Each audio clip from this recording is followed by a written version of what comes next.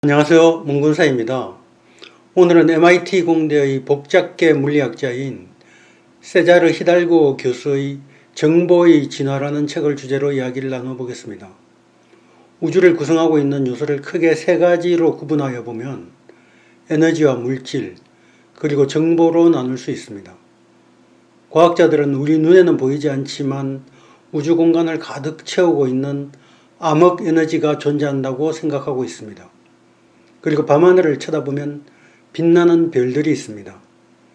별은 에너지의 또 다른 모습인 물질입니다. 이것에 더하여 보이지 않지만은 존재하는 것, 바로 정보가 있습니다. 우주는 시작된 후 계속해서 엔트로피가 증가하는 방향으로 나아가고 있습니다. 아시다시피 엔트로피가 증가한다는 것은 무질서도가 늘어난다는 말입니다. 즉, 우주는 질서 있는 상태에서 질서 없는 상태로 나아가고 있습니다. 우리가 아는 한 현재까지 엔트로피가 감소하고 있는 우주를 발견하지는 못했습니다. 그런데 우주에는 아주 특별하게도 엔트로피가 감소하는 특별한 계가 존재합니다. 바로 지구입니다. 그렇다면 어째서 지구에서는 엔트로피가 감소하는 현상이 나타나는 것일까요? 그 해답은 지구에서는 정보가 생성되면서 그 정보가 기록되고 있기 때문입니다. 이 정보는 생명체에 의해서 만들어지고 있습니다. 생명이 계속해서 자라나고 있기 때문에 지구에 정보가 저장될 수 있고, 정보가 저장됨으로써 질서가 증가하는, 즉 엔트로피가 감소하는 현상이 발생하는 것입니다. 현재까지 인류가 우주를 탐색한 바에 따르면 지구 밖에서는 생명체를 발견하지 못했습니다. 그러므로 현재까지 마이너스 엔트로피 상태에 있는 우주는 지구가 유일합니다. 우리의 지구가 특별한 이유가 바로 이것입니다. 물질이나 에너지 면에서 보면 지구는 전체 우주에서 정말 보잘것없습니다. 하지만 물리적 질서, 즉 정보가 지구를 특별한 존재로 만들고 있습니다. 그렇다면 정보란 무엇일까요? 정보란 질서를 만들어내는 힘입니다. 무질서를 향해서 나아가려는 우주의 진행 방향을 거슬러서 질서를 창조해내는 것이 정보입니다. 정보는 그 특성상 액체나 기체에 기록될 수가 없습니다. 정보는 아주 특별하게도 고체에만 기록이 됩니다. 어느 날 밤 잠을 자는데 꿈속에서 천상의 음악 소리가 들려옵니다. 지금까지는 들어본 적이 없는 너무나 아름다운 선율입니다. 번쩍 눈을 뜨고 그 곡조를 따라 불러보았다고 가정해 보겠습니다. 감동적이고 아름다운 음악이었다고 해도 공기중으로 퍼져나간 음악은 정보가 아닙니다. 이 곡조를 오선지 위에 기록했을 때 비로소 정보가 되는 것입니다. 우리 태양계의 이글이글 타오르고 있는 태양에는 정보가 있을까요? 태양은 고체가 아닙니다. 너무나 뜨거운 나머지 기체 상태를 유지하지도 못하고 이온 상태, 즉 플라즈마 상태를 이루고 있습니다. 우주를 이루고 있는 물질의 99%가 이 플라즈마 상태입니다. 플라즈마는 고체, 액체, 기체를 넘어서는 물질의 네 번째 상태입니다. 그러므로 태양에는 정보를 저장할 수 없습니다. 정보를 저장할 수 없으면 엔트로피의 감소가 일어나지 않습니다. 즉, 우주를 채운 물질의 99%가 플라즈마이므로 우주의 99% 지역에는 정보가 성장할 수 없습니다. 우리 주위에 있는 생명체들은 정보를 만들어냅니다. 동물들과 마찬가지로 들판의 풀과 나무들 역시 태양으로부터 오는 에너지를 이용해서 질서를 창조하고 있습니다. 즉 정보를 만들어냅니다. 나무는 여름이 되면 광합성을 통해서 잎이 무성해졌다가 겨울이 되면 얼어서 줄기들이 터져나가는 것을 막기 위해서 스스로 줄기 속의 물을 버리고 낙엽이 집니다. 나무의 이런 행동은 나무의 유전자 속에 기록된 정보가 아주 정교한 계산에 의해서 절차를 실행하는 것입니다. 우리들 몸속의 세포도 우리와 상관없이 계산을 합니다. 대사 활동을 위해서 세포가 활동하는 것은 우리가 계산해서 지시하는 것이 아닙니다. 세포 스스로가 정밀한 계산을 통해서 대사를 실행합니다. 이런 면에서 보면 모든 생명체는 엄청난 연산을 수행하고 있는 컴퓨터와 다르지 않습니다. 사람들은 계속해서 새로운 물건들을 만들어내고 있습니다. 그런데 사람들이 만드는 것은 새로운 물질이 아닙니다. 기존 물질의 원자 배열을 바꾸는 작업을 하고 있는 것입니다. 이 작업이 바로 정보의 생산입니다. 사람들이 만들어낼 수 있는 것은 오직 이 정보밖에는 없습니다. 공장에서 자동차를 만든다고 가정해 보겠습니다. 자동차는 철과 플라스틱, 고무, 유리 등등 여러 가지 재료가 들어가서 만들어집니다.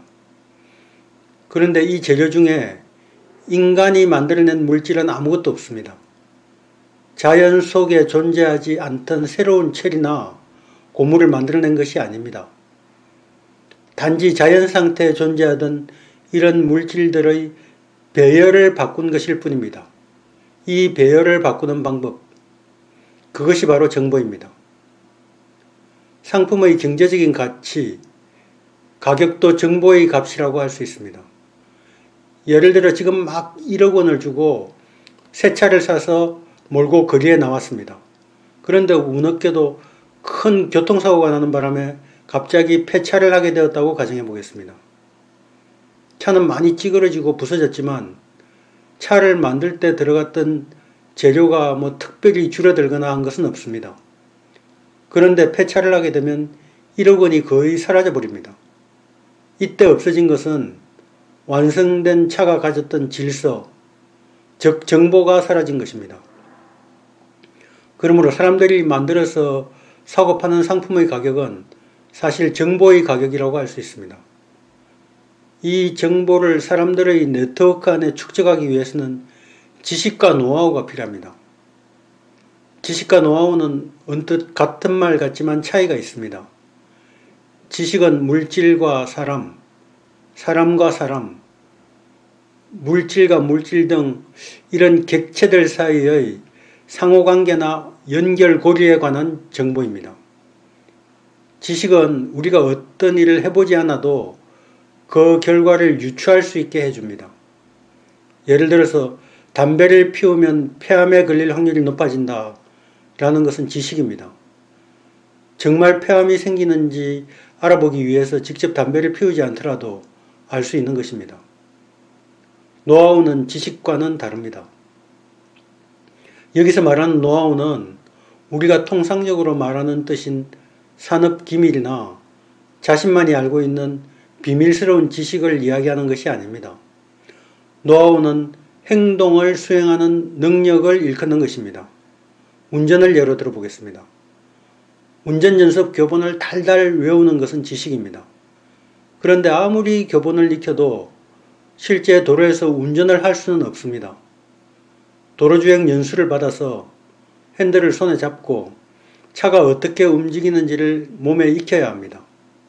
운전을 수행하는 능력, 이것이 노하우입니다. 우리가 운전을 할 때 여기서 좌회전할 때는 핸들을 정확하게 120도를 돌린 후에 매 초 10도씩 기울기를 줄여나가야지 하는 식으로 계산을 하지는 않습니다. 그저 좌회전하려면 핸들을 몇 도인지는 몰라도 차선에 맞추어서 틀어주면 된다는 것을 몸이 알고 있는 것입니다. 이것이 암묵적 지식이라 부르는 노하우입니다. 이처럼 노하우는 사람의 신경계에 들어있기 때문에 독서와 같은 간접 체험으로는 절대 습득할 수가 없습니다. 축구를 예로 들자면 축구팀의 감독은 축구에 관한 많은 지식을 가지고 있습니다. 경기 시작 전 감독은 손흥민 선수를 불러서 작전 지시를 합니다. 이때 작전 지시를 받은 손흥민 선수는 그 작전을 수행할 수 있는 노하우, 즉 행동 능력이 있어야 합니다. 이 행동 능력이 높은 선수를 우리는 뛰어난 선수라고 부릅니다. 축구 관련 서적을 아주 많이 읽은 후에 뛰어난 축구 선수가 된 사람은 없습니다. 수영하는 방법을 책으로 익혀서 처음 물에 들어가자마자 능숙하게 수영을 하였다는 이야기를 읽어본 적은 있지만 아무래도 보편적인 일은 아닐 것입니다. 이 지식과 노하우는 사람에게 내재되어 있습니다. 그런데 한 사람이 수용할 수 있는 지식과 노하우에는 한계가 있기 마련입니다. 손흥민 선수가 공격수도 하면서 골키퍼도 하는 그런 경우는 생각하기 어렵습니다. 그래서 그 한계를 극복하기 위해서 사람들은 공동체라는 네트워크를 만들었습니다. 축구로 비유하면 팀을 구성하는 것입니다. 이렇게 지식과 노하우는 공동체의 네트워크에 들어가야 그 능력이 발휘됩니다. 그런데 이 지식과 노하우를 축적하고 서로 교류하는 능력은 지역에 따라 차이를 보이게 됩니다. 이 지식과 노하우의 네트워크가 발달된 지역이 경제적으로 부를 축적하게 되고 여기서 뒤처지면 상대적으로 빈곤한 지역이 되고 맙니다. 특히 노하우의 네트워크를 구성하는 데는 많은 비용과 시간이 들어갑니다. 최근에 삼성이 중국에서 휴대폰 공장을 철수하고 있는데 애플은 공장 철수가 어려워서 애를 먹고 있다는 신문기사를 본 적이 있습니다. 애플은 중국 노동자들이 노하우를 가질 수 있도록 많은 시간과 자본을 투자해서 네트워크를 구축하였는데 막상 다른 곳에 새로운 노하우의 네트워크를 구축하려다 보니 시간도 돈도 마땅치 않아서 애를 먹는다는 내용이었습니다. 이처럼 지식과 노하우의 네트워크는 하루아침에 이루어지는 것이 아닙니다. 학교 교육을 통해서 지식과 노하우를 익힐 수 있지 않느냐 하지만 그것도 쉬운 일은 아닙니다. 어떤 일이든지 노하우, 즉 수행 능력을 높이기 위해서는 현장에서 직접 그 일에 참여해서 몸에 체득을 해야 합니다. 즉 우리의 신경계에 저장을 해야 합니다. 대학에서 자동차에 관련된 박사 학위를 취득한 전문가라고 하더라도 현장에서 자동차의 바퀴를 능숙하게 조립하려면 수행 능력을 기르는 실습이 꼭 필요합니다. 그렇기 때문에 대학을 졸업한 신입사원들이 직업 현장에 투입되면 새롭게 노하우를 익히기 위해서는 실습을 통해서 배우는 수밖에 없습니다. 기업들은 항상 신입사원을 선발하면 직무 교육을 새롭게 해야 합니다. 그런데 지금의 교육 환경에서는 그럴 수밖에 없습니다. 그러니 대학을 졸업했다거나 대학원을 졸업했다는 것이 알려주는 것은 그 사람이 교육기관에 얼마만한 시간 동안 속해 있었느냐를 알려주는 것이지 그 사람이 어떤 수행 능력을 가지고 있는가를 알려주는 것이 아닙니다. 마찬가지로 인턴과 레지던트 과정을 거치지 않고서는 외과 의사가 될 수 없습니다. 책을 아무리 읽어도 수술칼을 들고 수술을 하기는 어렵습니다. 책만 잔뜩 읽은 의사에게 수술받고 싶은 환자는 아무도 없을 것입니다. 의사 역시 반드시 실습을 통해서 노하우를 가져야 합니다. 그렇기 때문에 의사가 되려면 병원이라는 네트워크가 필요하고 그 속에서 실행 능력을 가진 사람들을 길러내고 그 길러진 사람들이 의사가 되는 것입니다. 이 정보의 네트워크가 사회를 움직이는 동력입니다. 우리가 생산해낼 수 있는 것은 오직 정보밖에 없고 이 정보를 극대화하기 위해서는 네트워크를 구성할 수밖에 없습니다. 정보가 축적될수록 네트워크의 중요도도 점점 증가하고 있습니다. 이 네트워크를 원활히 움직이기 위해서는 표준이 꼭 필요합니다. 제가 어릴 때만 하더라도 우리나라 안에서 쌀 한 가마의 무게가 각각 달랐습니다. 어떤 지방은 80kg, 또 어떤 곳은 60kg인 곳도 있었습니다. 이런 시기여서는 네트워크가 원활히 움직일 수가 없습니다. 이런 도량형의 표준도 중요하지만 더욱 중요한 요소는 말과 돈이 같아야 합니다. 언어와 화폐가 원활히 소통되지 않으면 네트워크를 유지하기가 어렵습니다. 성경 속의 바벨탑은 하나님께서 그 공사에 투입된 사람들의 말을 각기 다르게 만들므로써 공사를 중지시켰습니다. 고대인들도 언어가 네트워크를 이루는 핵심 요소라는 것을 알고 있었던 것입니다. 우리가 영어 공부를 열심히 하는 이유도 세계적인 네트워크에 참여하려는 것이지 다른 이유가 있는 것이 아닙니다. 전 세계 곳곳에 퍼져 있는 산업일수록 지식과 노하우가 별로 필요하지 않은 산업일 경우가 많습니다. 반면에 특정 지역에 집중된 산업은 고도의 지식과 노하우가 축적된 산업일 경우가 많습니다. 양말 공장은 거의 전 세계 모든 나라에 다 있습니다. 하지만 반도체 생산 공장은 그렇지 않습니다.